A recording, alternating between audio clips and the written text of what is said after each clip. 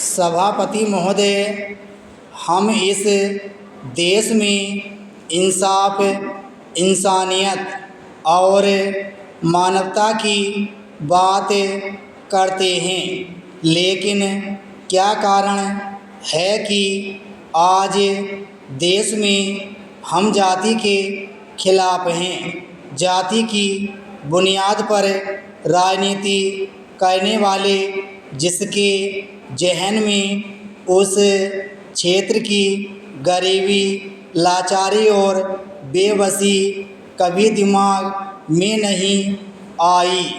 मैं इस बात को इसलिए कहना चाहता हूँ कि आज पूर्वांचल का वह गरीब जिसे पिछड़ा कहा जाता है, ऐसा नहीं है कि वहाँ दलित पिछड़े हों, चाहे अक़लियत के लोग हों, वहाँ सामान्य समाज के लोग भी पिछड़े हैं। चूँकि पूरा क्षेत्र पिछड़ा हुआ है, वहाँ के चाहे बुनकर, किसान एवं नौजवान हों, उनकी पढ़ाई लिखाई और नौकरी का कोई साधन नहीं।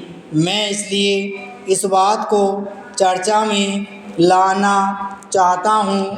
इसकी चर्चा हो चुकी है कि आज भी प्रदेश, खासकर पूर्वांचल में रहने वाला गांव का गरीब झोपड़ी में रहता है। आज़ादी के 60 साल बाद भी आज वह अपने 2 जून की रोटी के लिए तरसता है।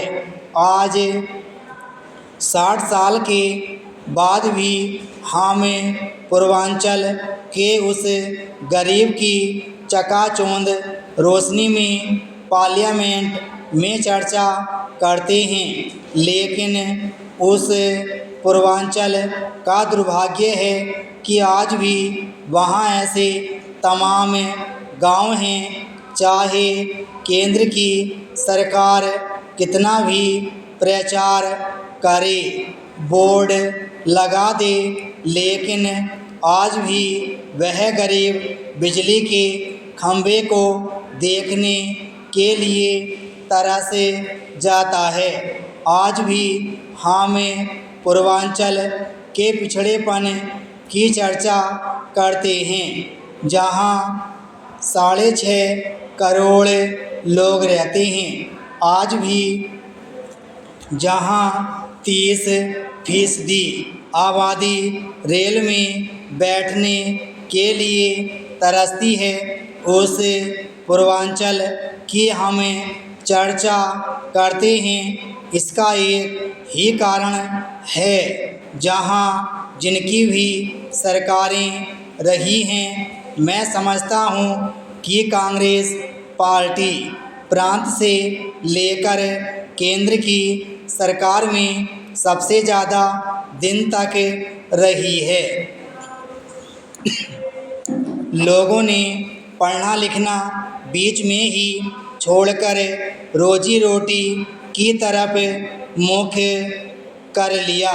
अगर घर में लड़की हो तो उसको घर में ही बिठाए रखा, पढ़ने नहीं भेजा, क्योंकि घर के बाकी सदस्य जो काम के लिए जाएंगे तो उनको खिलाएगा कौन। इसके कारण ही आज देश में ऐसी परिस्थिति पैदा हो गई है कि विकास के सब रास्ते अवरुद्ध हो गए हैं। लोगों में असुरक्षा महसूस होने लगी है। कुछ पढ़े लिखे बेकार नौजवान आतंकवाद की राह पर चल पड़े, कुछ मजदूरी करने लगे और कई बेकार नौजवान गांवों में जुआ खेलना, लड़ना झगड़ना आदि काम करने लगे। इस कारण हमारे देश की जनसंख्या आज 1 अरब से ऊपर हो गई है। विराम पैराचीन। उपाध्यक्ष महोदय, अभी जैसे सोने की बात कही गई, मैं कहना चाहता हूँ कि इसका कोई रास्ता सोचो। क्या लोग सोने को खाएंगे, चाटेंगे, क्या करेंगे? इस बात को कहा कि देश सोने की चिड़िया था। 900 साल से तो दूसरे देशों से हारने का आपका रिकॉर्ड है और सोना लेकर बैठे रहो, सोते रहो। हमारा देश सोने की चिड़िया है, सोने की चिड़िया है कह कहकर देश के लोगों को रटा दिया है। सोना अगर था भी तो उसका क्या किया? हर हमलावर के सामने हारे और वे हमें लूट कर ले गए। क्या केवल दूसरों के लूटने के लिए यह सोना रखा है? कितनी अजीब बात है। आप सोने का कुछ तो उपाय करो। क्या आपने कोई टैक्स बढ़ाया है या नहीं? क्या सोना हमारे लिए कुछ करेगा? हमारे लिए हमारे खेत, हमारे मजदूर करेंगे। यह जो केरल का पद्मनाभन मंदिर है, यह जनता का पैसा ही है। मैं सब मंदिरों के बारे में नहीं कह रहा हूँ। यह जो महालक्ष्मी मंदिर है, यह जनता का ही पैसा है। यह अवैध धन था। सरकार में कोई दम ही नहीं है। इसे ले लो और देश के जितने पर्यटक स्थल हैं उनका ऐसा विकास करो कि लाखों मजदूर मिलेंगे, पेट्रोल लगेगा, कितनी तरह के सामान उसमें लगेंगे।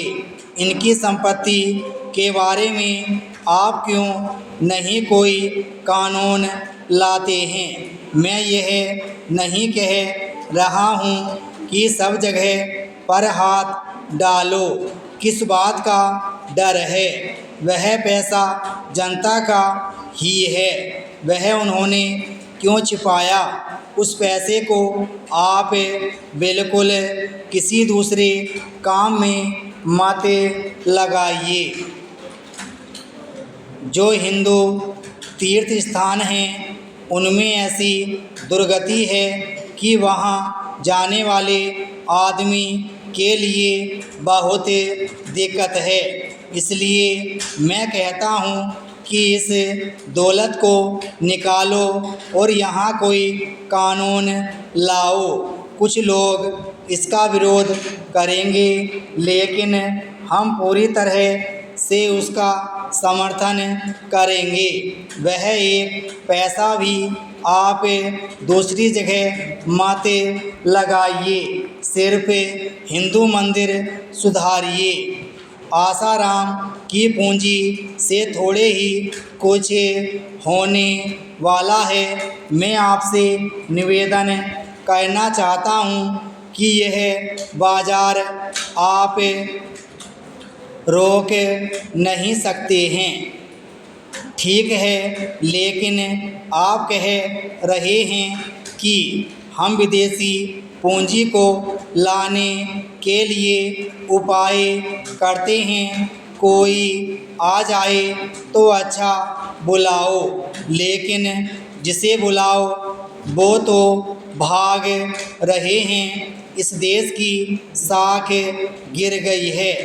यह साख कैसे ठीक करें जिससे दुनिया में फिर से हमारा नाम हो? यह हमें उपाय करना है। विराम स्टोर।